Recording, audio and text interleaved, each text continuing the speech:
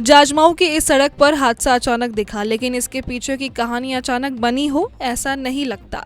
सरिया चौराहे के पास जाजमाऊ से वीआईपी सर्किट हाउस जाने वाली सड़क तेज बारिश के दौरान अचानक नीचे बैठ गई और सड़क के बीचों बीच करीब 3 मीटर चौड़ा और 18 फीट गहरा गड्ढा बन गया।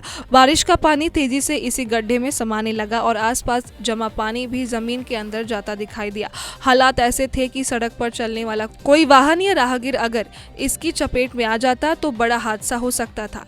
गनीमत रही कि सड़क धंसने के वक्त कोई बड़ा नुकसान नहीं हुआ। घटना के बाद इलाके में अफरा तफरी मच गई और सड़क पर खतरा साफ नजर आने लगा।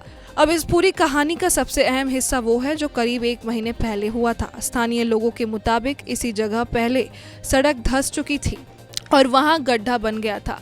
तब उस गड्ढे को मलबा डालकर भर दिया गया और सड़क को दोबारा इस्तेमाल के लिए खोल दिया गया। लेकिन अगर सड़क के नीचे की ज़मीन में समस्या बनी हुई थी तो ऊपर से मलबा डालना स्थायी समाधान कैसे हो सकता है।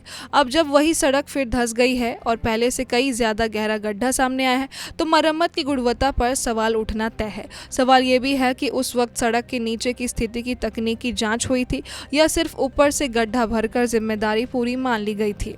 सड़क की मजबूती सिर्फ ऊपर दिखाई देने वाले डामर से तय नहीं होती। असली मजबूती उसके नीचे तैयार किए गए बेस और ज़मीन की स्थिति से आती है। जाजमाऊ में अगर 1 महीने पहले सड़क धंसी थी तो उस समय सबसे पहले ये पता लगाया जाना चाहिए था कि आखिर सड़क के नीचे कमजोरी कहाँ है, पानी किस रास्ते में जा रही है, मिट्टी क्यों खिसक रही है और सड़क का आधार क्यों बैठ रहा है। इन सवालों की जाँच ज़रूरी थी क्योंकि ऊपर से गड्ढा भर देने से नीचे की समस्या खत्म नहीं होती। अब दोबारा सड़क धंसने के बाद जिम्मेदार एजेंसी के सामने ये चुनौती है कि सिर्फ नया मलबा डालकर रास्ता बंद न किया जाए बल्कि सड़क के नीचे की पूरी स्थिति की जांच कर स्थायी समाधान किया जाए। जाजमाऊ की घटना ने शहर में सड़क निर्माण और मरम्मत की पूरी प्रक्रिया पर सवाल खड़ा कर दिया है। अगर किसी सड़क पर पहले गड्ढा बनता है, फिर उसकी मरम्मत होती है और कुछ ही समय बाद वही जगह दोबारा धंस जाती है तो जिम्मेदारी सिर्फ बारिश की नहीं मानी जा सकती। यहाँ ये देखना जरूरी होगा कि पहली बार गड्ढा क्यों बना था, किस एजेंसी ने उसकी मरम्मत कराई, किस स्तर पर काम की निगरानी हुई और मरम्मत के बाद सड़क को सुरक्षित घोषित करने से पहले क्या जांच की गई। अब सड़क दोबारा धंस चुकी है, इसलिए लोगों की सुरक्षा सबसे पहली प्राथमिकता होनी चाहिए। रास्ते को सुरक्षित करने के साथ पुरानी मरम्मत की गुणवत्ता की भी जांच जारी है।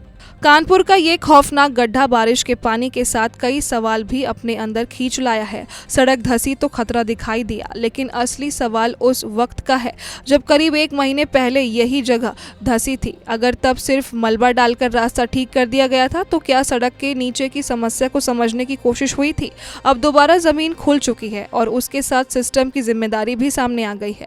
गड्ढा भरना आसान काम है, लेकिन गड्ढे की असली वजह तलाशना जरूरी है क्योंकि सड़क जनता के लिए बनती है और उसकी खराब मरम्मत जनता की जान के लिए खतरा नहीं बन सकती। गड्ढा सिर्फ बारिश की तस्वीर नहीं बल्कि सड़क के नीचे छिपी समस्या का संकेत है। करीब 18 फीट गहरे इस गड्ढे ने सवाल खड़ा किया है कि जब 1 महीने पहले इसी जगह सड़क धंसी थी तब मरम्मत कितनी गंभीरता से की गई थी। अब जरूरत सिर्फ रास्ता बंद करने या गड्ढा भरने की नहीं बल्कि इसकी वजह तलाश कर जिम्मेदारी तय करने की है। कैमरा पर्सन प्रेम के साथ मैं रिया सिंह, टीवी 100 नोएडा।